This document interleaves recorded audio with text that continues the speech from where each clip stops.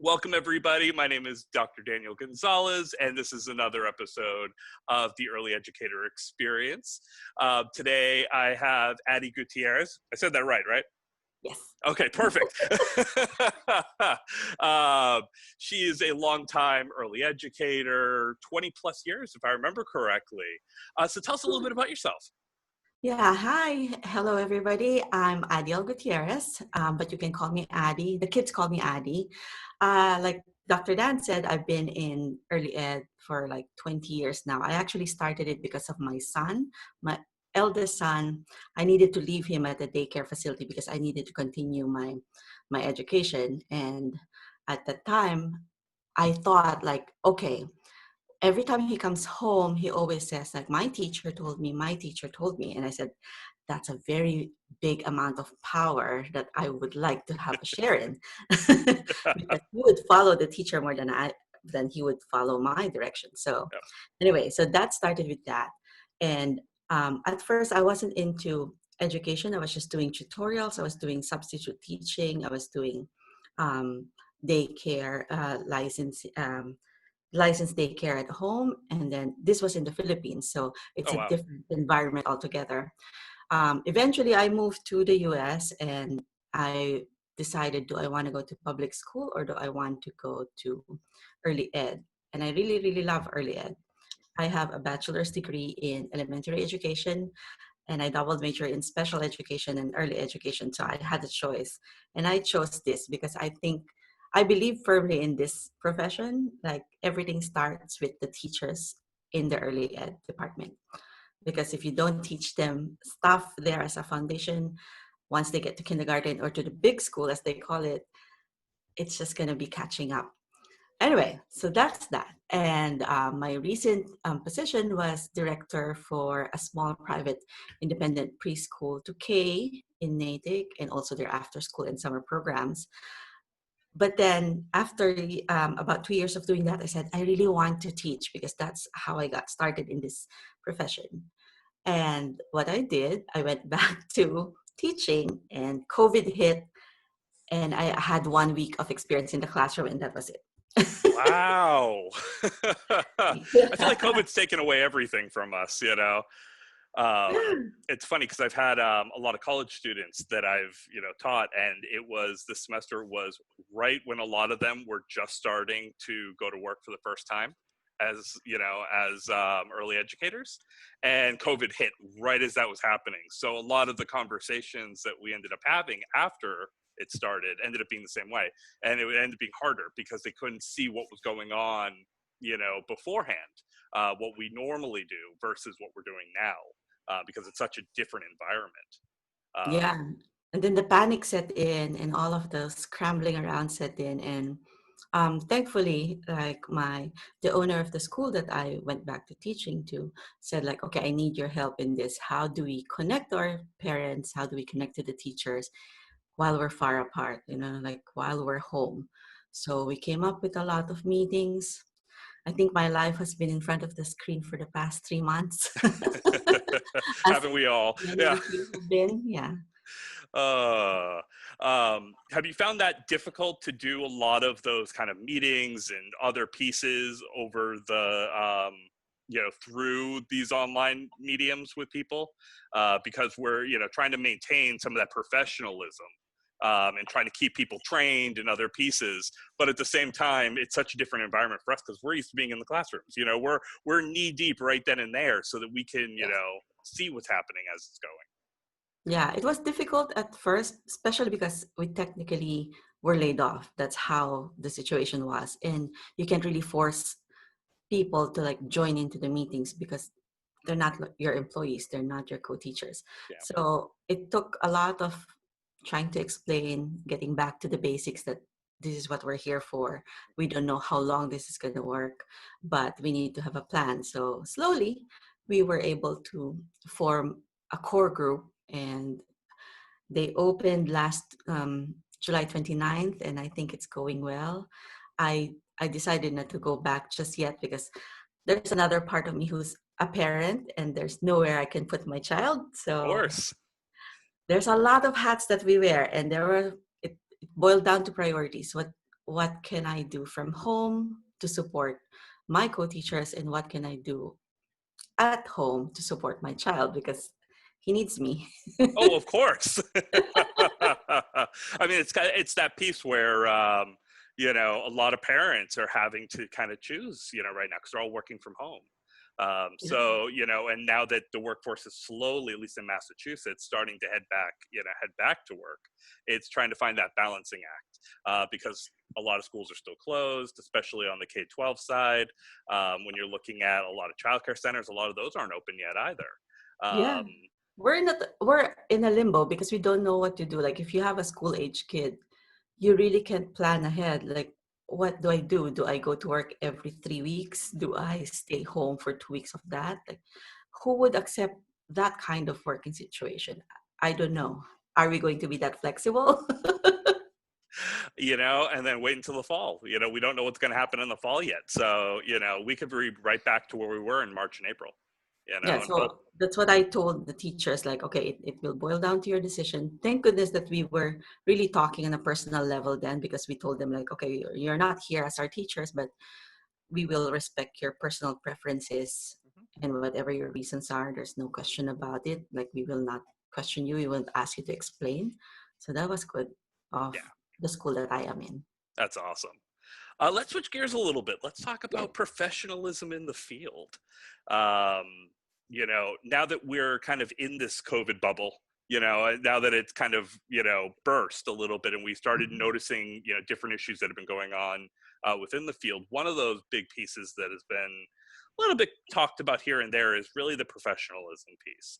Are we considered, professionals in our field versus are we just kind of that babysitter, holding the line for a couple of years until they head into K-12. I'm curious to your thoughts. Yeah, there's always been a stigma on being an early ed educator, and it's not a localized, from my experience, it's not a localized problem. I had my teaching experience in the Philippines, as I said, and I went to California. We moved to New Jersey, we moved to New Hampshire, and eventually ended up in Massachusetts.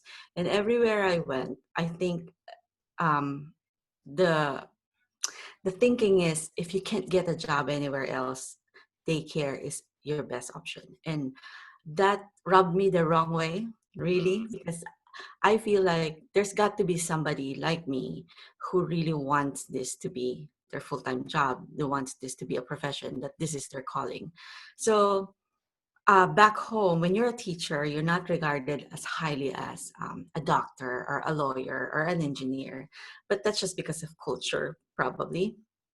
But when I came here, I also noticed that, oh, so where did you get your CDA? They were asking me that. I said, Yeah. I actually have a bachelor's in this and this and that. And some people have a pushback on that because they feel like, sure, you're talking from a graduate course or something. And I felt like, why is there that? Where's the divide coming from?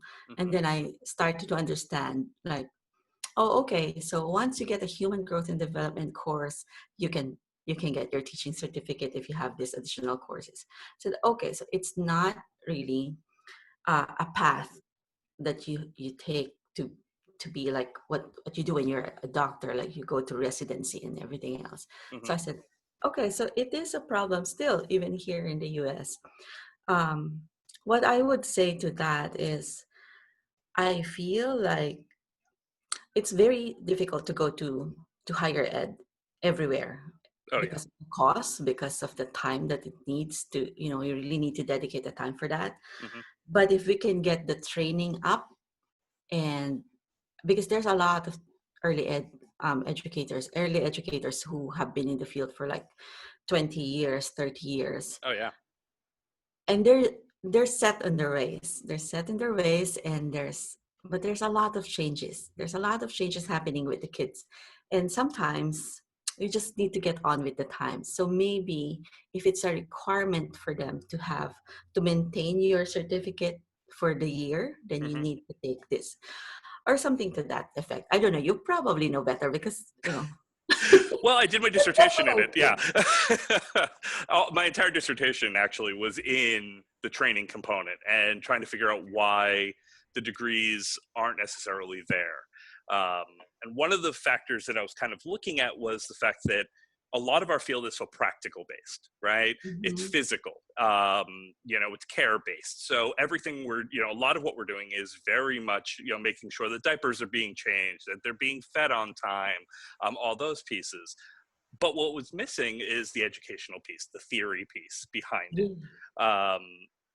it. One of my biggest pet peeves right now, and it's only been in the last couple of days, actually, it just clicked all of a sudden, was that you can take one class in child development in Massachusetts, but then you can evaluate children, which I think is Mm. kind of weird, right? I can't Yeah. think of another field where you can do that. You can't be a psychologist with one class in child development. Yeah. You can't do it in medicine. You can't be a nurse. It's kind of strange. Yeah, that's what I was talking about. Like I said, okay, like there's got to be more than this. Like human growth and development, yes, it does cover a lot of the things that we do, like you said. One of my teachers called it, it's very custodial what we do. Cleaning up and making sure they're fed and making sure they're safe. Those are basic things. But then, that there's a development that happens. I believe from conception. Yeah. Once they have life, they're in your tummy, then the learning starts. The emotion starts, the personality start.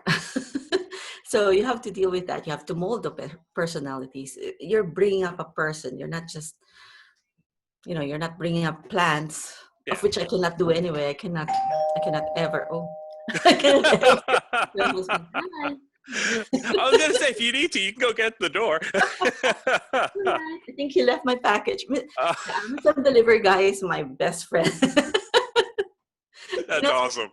Oh, my goodness. I'm sorry about that. What were we just talking about? I totally just lost it. About the training piece and about Yeah. the education piece. Yeah. And I think, I don't know if I'm just being very idealistic about it, but when you do study more than child development, like how the brain develops, Yeah. how the mindset is developed, how personalities are, and how what you can do with that, like how language is being learned, all those things that you can start doing in infants. I think the practice or the way you do your care Yeah. will elevate because you understand the reason behind why we do this. Not just like, as long as they're fed, as long as they're happy, we're good. Well, yeah, that's basic care, but try to elevate it because we just don't. If we don't want to be called glorified babysitters, then we need to prove to them that I studied this. There's this research that came out. We need to be more aware of our profession and be proud of it. I'm curious, what are your thoughts towards the field? Because it's very resistant to change, right? And in any form. Early ed's always been resistant to change. But Yeah. when it comes to those degree requirements, or at least some additional form of education, um, it seems like we kind of don't require, like we're not really kind of pushing for it. Everybody's kind of like, oh, I don't really want to go for those, degrees or any of that other stuff. Is there any, particular reason that you can think of that people don't want to head in that direction? Well, I can start with the salaries because we're really not paid enough. Like, why would you want to go pay for like 40K a year when you're going to owe so much more because your salary won't be able to compensate your loans? So I think that's one of the reasons why people are making this as their bridge job. It's a stepping stone job for them. It's not where they really want to be rooted in. It's because, like, okay, for now, I'm going to do this. It brings in some money, but I'm going to go get a degree that's going to give me the money that I want and I feel like I deserve with my education. So I feel like we're not being regarded as professionals because, number one, the training is lacking. Mhm. Number two, the salary that they're giving us is, I'll be very frank with you, it doesn't really compare to any other profession out there that's Yeah. doing the the amount of job that we do. But I still do it. I don't know why. I still do it, and I'm thankful that some people still do it because Yeah. of children. But like some people, what I was thinking of when this happened, when we thought that, okay, early childhood is essential. Hmm. Essential workers at that time were regarded as the ones that were really needed for basic needs, like the supermarket people, which we are very thankful for, and those that provide care, basically the nurses, the doctors. But Absolutely. they are in a profession that is in an institution that's very highly regarded because they save lives. I was thinking, are they thinking of us as the caregivers still, as the nanny still? Because when you go back to the history of childcare, it started when people were going to war and they needed somewhere to put the kids. So Yeah. that's just basically here, leave it to a neighbor who knows how to take care of kids. I think there's got to be a change in that. We need we need a different mindset on it. We need to put on different lenses on it because now childcare is needed. Like people cannot go back to work if they don't have us. And what do they pay all of this money for? It's not for you to change the diapers. It's for you to engage in the children. It's for you to make sure that the children come back happy. How do you make them happy? Make sure that you know what's the reason behind, what's the science behind the interactions, the touches, the songs. All of this contribute to their language development, to their everything. I can be very technical about it, but I try not to be because I've I've learned over the years that if I go technical, people tend to like tune me out. No, it's funny because when I was in childcare centers, I was the same way. I was very technical with a lot of this, both for the teachers and for the parents, because I wanted to make sure that I was showcasing it as professionalism, right? Is that we're professionals and this is the body of knowledge that we have. Because we have all this knowledge in early ed. I mean, it's been going on now for what, 200 years? Yeah, I mean, we have theory and practice, and it's always evolving. And we kind of get stuck, within that because we're not really training anymore. Or the trainings that we're getting are very topical. I think that's the way I would put it. So Strong Start's a great example of that. yeah. It's a great concept in Massachusetts to centralize training. The problem is that are they actually learning anything out of those trainings? Or is it all the same stuff that they've learned before? Are they Right? doing it for just completion purposes? Exactly. Because they need 20 hours a year They or need whatever it 20 happens to hours. They be. need to have that logged into the PQR. Yeah.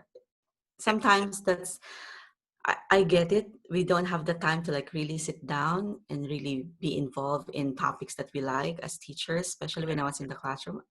It's emotionally and physically draining to be an early ed teacher. But Absolutely. also, like, I wonder what you think about that. If like somebody, like some school would put up a certification, this is where you go to school to get certified as an early ed, because universities are expensive. But if there is a state funded school or a certification body that, okay, you can enroll in this, you can take these courses, and like what they said in the Power to the Profession, get your level 1 certificate, teacher 1 certification, teacher 2. Would that work? I don't know, I don't know You what know, others think. I think it would work somehow, but yes and no. the, It's the end weird, of that right? is, are they going to be paying us more Yeah. for this? And where would we get it? Well, you know what it is that it's kind of a two-pronged problem. So EEC does the grant program, right? So a lot of the Yeah. students that I get actually are from the grant program. So I'm getting a lot of people who are getting the certification for the first time or moving up certification levels. I just taught the infant toddler class actually. And so, that's always been a great thing that, we have the grant side, at least to try to get some form of education to certain people out there. But I find that, you know, people are, like I said, they're so stuck in that area, right? They're so Yes. stuck in the, well, why would I continue going forward without, some sort of additional money? But we're a privatized field right now. We don't have a central option, like a public option that we really could go with. And to think 50 years ago, we almost had it. I found out just recently, actually. Apparently, I wrote it in my dissertation, like a footnote, and I didn't follow up on it. But apparently, Richard Nixon actually vetoed an entire bill that was dedicated towards universal care. That would And be awesome.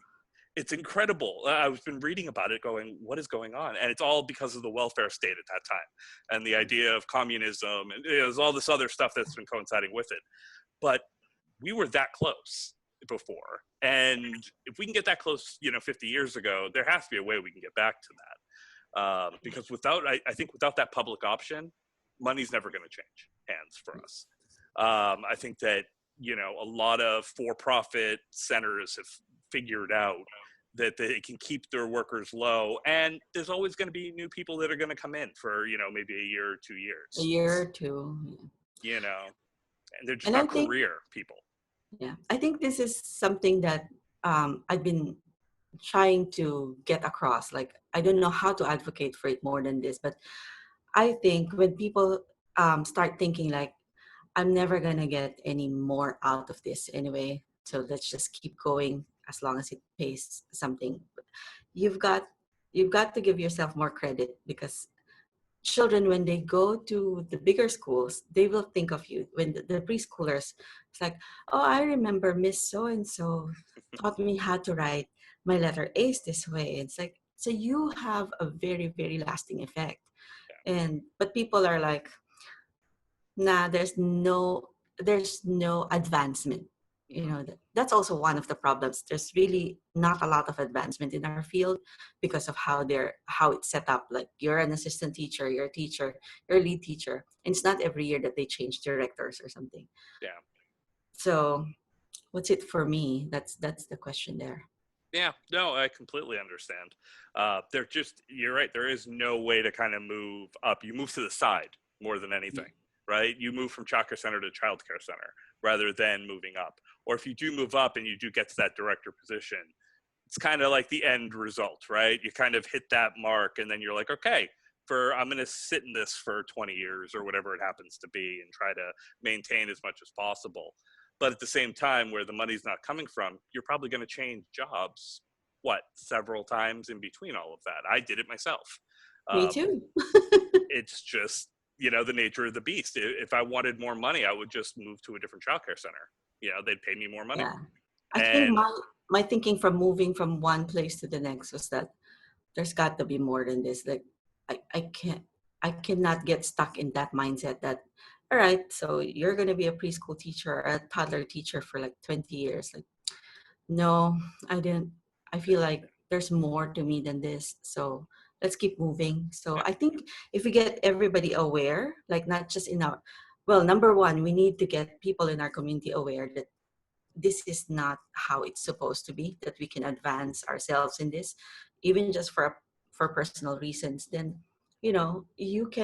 we can do something as a group, and maybe people will start realizing that, oh, those daycare workers, I hate it when they call us daycare workers. No, I'm right there with you. It's like, I'm a teacher. So, and I tell them like, I'm a teacher. I went to school for this. I have trainings for this. I am required to have professional development hours for this. I'm not paid as much as you, but I do the same, if not more than what you do. Well, I don't think people realize just how much people do in childcare. I mean, there is, not only are we educating, constantly in a wide variety of ways, with a large amount of children, especially depending on the state you're in. But, there's the physical toll that you take through that. I've seen more educators with back injuries in this field than in any other form of education, because we're constantly lifting children and we're moving children around and we're dancing and we're singing and, and all the other fun. Yeah. But then when you sing to the children, they think you're a rock star, and that more than makes it up for all of those pains. Yeah, makes up for the fact that I can't sing at all. No. In the adult world, I cannot sing, but in my toddler classroom, I'm the JoJo, what's her name? Or I was the Miley Cyrus. So, yeah. No, I completely agree. They're enamored with you and they want to just constantly, be part of that. It's so much fun. Yeah. And also, I wanted to ask you, like, you've been in the field long too, and how do we get about, because I've been in daycare centers. I've been in schools where they have uniforms. I've been in schools where they don't require it. I've been in schools where they have an apron for it. And I feel like, you know, that saying that when you look good, you feel good, you Yeah. act good. Yeah. Should we, what's your thought on that? Does it degrade us or does it elevate us having a uniform? So I think that we should maintain some level of professionalism in the classrooms, but at the same time, I mean, let's be realistic, right? We're playing with paint all day long, right? You know, because we're play based. Glitter everywhere. We're play based, and a lot of people don't understand how we facilitate play. But because we're so play based, we're going to get stuff on us all the time. We're going to be, you know, we have to be able to be physical and move around. So I think there has to be some type of healthy medium in between. So, you know, like generally speaking, like what I'm wearing now is what I would wear while I'm there, which is, you know, just a button down shirt and just a pair of jeans. You know, it gives just enough professionalism, but at the same time, if I need to change my shirt because a child spit up on me by accident, it's not a big deal. Yeah. You know, I know that there are some companies that want that, you know, uniform piece. I think that it's their way of trying to make it easier than anything for them. I think it's more about, okay, if we create a uniform look, you know, I'll use Bright Horizons as a good example, with their t-shirts or whatever it happens to be now. Yeah. You know, I remember before that when they didn't have those requirements, and then when they added the requirements, it was more for, they claimed it's for professional reasons, but I think Yeah. it was more for, you know, you would be able to know that they're a Bright Horizons teacher anywhere, right? It's marketing. Yeah. And it's great. I was at Bright Horizons too. So yeah, they did tell us that it's professionalism because you all look the same and there's no inequality of, you know, it doesn't play into any status. Yeah. Which So, I think is partially true, but then at the same time, don't we want to encourage differences? yeah. Right. So, you know, if I'm wearing something one day and a kid notices that, then I can comment on their outfits. And then we can have that conversation. Where if it's all the same all the time, we're kind of missing a conversation piece. You know, that opportunity to have that conversation can be huge to a child. Yeah. We just never have, you know, but when we are all the same, are we able to really have those conversations in the same way? Yeah, I get what you're saying. I've been in a school where we experimented with that because it was such a big discussion piece, like how we look. So we went to lanyards with the safety clips, and you know, we had pictures of what is professional looking, what is not, Mm-hmm. and then you know, people were like so divided with it, like, okay, now I can wear like all of my graphic shirts that kids would probably relate to, like I'm a big Star Wars fan, so I could wear those. And the others were like, that's an additional expense for me to think about. I'm not getting paid enough. It's like there's no middle ground. Well, and I feel this way about a lot of things about early ed. There's no middle ground. It's you're on one side or the other. There's no in betweens anymore.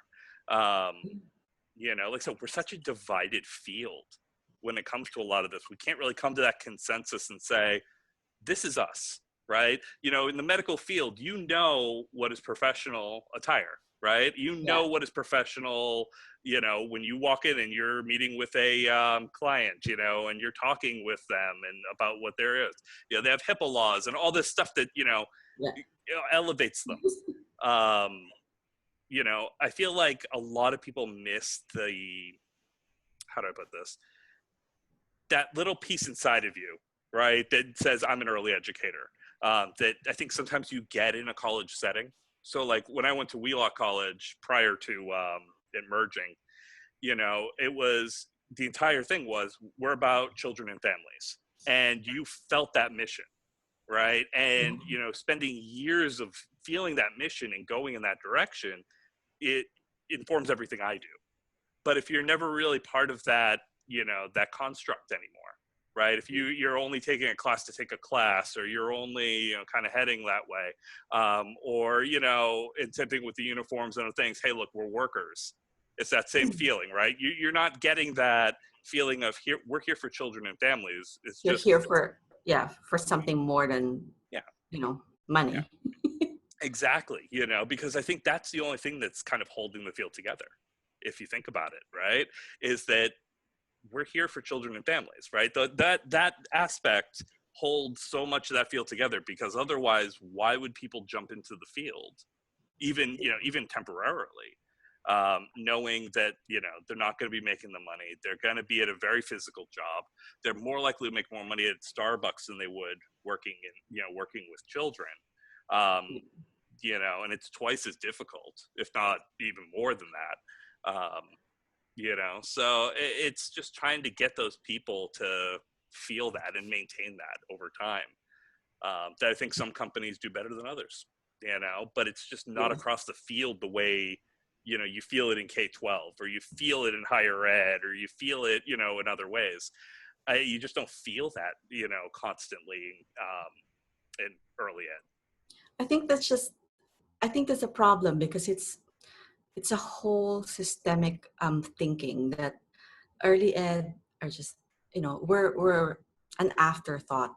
Yeah, So I think it's time for them to, especially, this is a good example that we are not just an afterthought, that we contribute to what everybody's doing. yeah, Like, right, how will they manage? It's not that I'm being so preachy about our profession, but it is true. Like, if I don't have somebody to take care of my child, where will I don't go back to work? And yeah, that's just the reality of it. If I do have work and we still have a young child, my husband will have to stay home, and these are options that are not easy to yeah, balance. yeah. But that's the thing. We need to have people understand that we're not just glorified babysitters. Yeah. Yeah.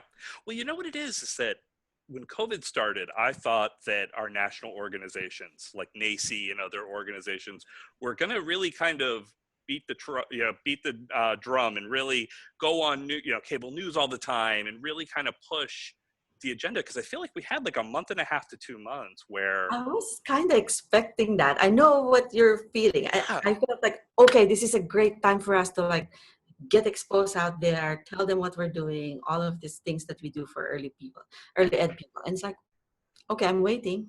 yeah, exactly. No, I feel the same way. And, we're getting all these surveys, and, all the, so they're gathering all this information from all these organizations, but there's no national media strategy. So I feel like, if we're not even getting the national coverage that we should probably be getting. And if we're not getting that, there's no hope for, for on the local level, because it seems like they're pushing everything local. Everything's at that state level or that local level. So we're getting a lot of information, and we're being able to hit, local legislators and all this other stuff. And at the local level, the advocacy is amazing. But at the national level, National there's level, just no yeah. media strategy. Yeah, I remember the first few times that Governor Baker was doing all of his briefings, and they kept talking about schools.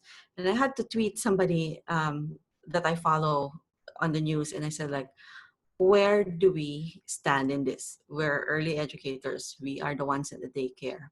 And thankfully, somebody asked it, and it's like, oh, and when somebody said, I think that was a Dr. Fauci press conference, they said, I think that's what we meant when we said schools, but we'll look into that. It's like, why? Like, did you It drove me forget us? nuts. Did you forget that kids go to daycare before they Yeah. go to the bigger schools? Like, Well, Governor Baker was interesting, because for the first 3 or 4 days after he announced K-12, I mean, he got a lot of, between the, what was it? I can't even think of what it's called, but, he's getting all the signatures, and he's getting all this stuff basically saying, hey, look, we're here too. yeah, And, but it was interesting because he kept saying, well, childcare is here to help the parents. It's an essential piece. And then you could see him kind of walk it back after a piece. I think he realized that there was more to this yeah, than, need to be, because we just couldn't, we can't social distance from a child of, of a year or 2 years old. There's just no way to go yeah. about There's that no realistically. way. There's no way. That's why, when the guidelines came out, I said, like, we do our best to keep it that way. But everybody knows who works in childcare knows that we cannot do it 100% all the time. Yeah. And they can cite us for that. But if they do cite us, then come on over, show me for a whole day, 8 hours, how you can do this. Because it's not. Well, you know what it is that I loved the first set of guidelines that they put out, oddly enough, right? Everybody thinks I'm nuts about this, but it was health and safety specific. It was all like, all right, we're keeping, educators safe, we're keeping parents safe, we're going that. And Yeah. then you could see a lot of special interests kind of hacked away at a lot of it. So it's a lot of, the for-profit centers were kind of saying, how do we go about this? Because we can't maintain money. Then you're hitting up the health and safety parts, because we all agree there's no way we can maintain this.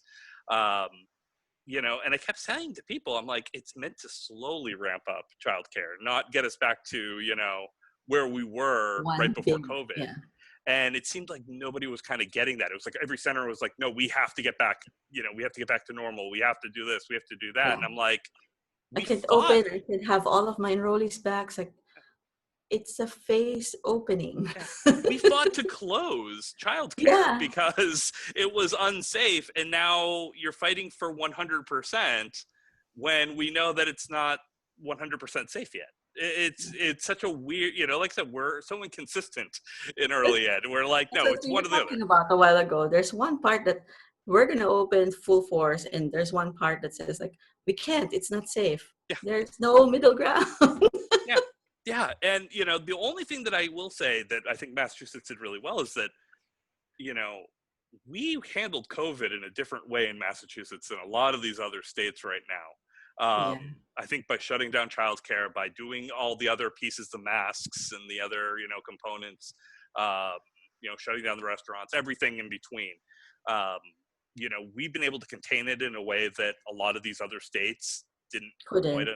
They just either they couldn't or they couldn't understand how to go about it. Because we had buy-in in Massachusetts. We all said, oh, absolutely, we agree 100%. And then you're seeing Florida right now, who, where they're hitting these massive cases every day. Texas, oh gosh. Texas is getting hit, especially in the childcare sector. They've gotten hit pretty hard. So, it's interesting when I'm watching all that, because I'm saying, we did so much right in Massachusetts, right? And I think childcare was a big part of that. I think that we said, no, we're shutting down, where a lot of states said no. They wanted to keep them open, and they did that. And a childcare center I worked at in North Carolina actually shut down because they got hit with all of the COVID. So I think they had like 5 or 6 cases all of a sudden. And so they shut down, until it can calm down, because the regulations down there were very different than up here. Up here, we were like, nope, emergency centers only. This is what we're doing. We're not going in any other direction. That's the other thing. I attended a NACI conference last year in Nashville, and I got to talk to other educators from different states. And the regulations that they have differ very, very much from state to state. Yes. We are the ones that are really precise and specific. And I was thankful about that. Like, thank goodness that we have that in Massachusetts. In other states, they don't really have those guidelines as specific as what we have. So that says something about EEC too. Like, they're trying their best. But I think, like, if we don't have a unified set of guidelines or rules on how it is, I mean, there's a child in Massachusetts is no different from a child in New Hampshire. They have the same needs. They have the same learning needs. They have the same developmental needs. So why is it different there? Why is this different in this other state? And why is their certification different here and this one is different? So well, and I found that it's just so broken and divided. Apparently a lot of people want our certification too, because it holds a lot of weight in their states. Which I find to be hilarious, because for us, we're like, one class in child development really should, what I mean? It's not a lot. But in some of these states that don't have significant requirements for teachers, that certification is huge for them. It shows them to be one step above, say, the average teacher who comes in with just a high school diploma and, steps into childcare instead of requiring any, education whatsoever. So, I Yeah, like big that at state least. is safe, and Massachusetts is really one of the ones that are toughest on certifications. Even if we feel like now that we're in Massachusetts that it needs more, but like what you said, it holds some weight, Yeah, credentials wise. Yeah. yeah, absolutely. Well, on that, I will let you go. I've got you for good solid 45 minutes or so, but it was wonderful to talk to you. I know I could talk forever, but thank you for having me. And No, absolutely. hopefully, the goal of this one, I hope that it's the same as your goal, is just to start conversations. We're not here to solve all of the questions. We're just to get you aware that, yes, be proud of that you're an early educator. Be proud there are people who back you up. There's Dr. Dan who's advocating for this with such passion. And I just want to see it happen in my lifetime, that we are regarded as the professionals that we are. Because as you said, we came close 50 years ago to being acknowledged in that way. So with all of the technology that we have now, with all of the learning and this experience, this is a unique experience. This is the time that we need to show them that, yes, we are professionals. Call yourself a teacher. Keep telling yourself that you're a teacher, because you are. Absolutely. And Thank you, Dr. Dan, and yeah, good luck. thank you.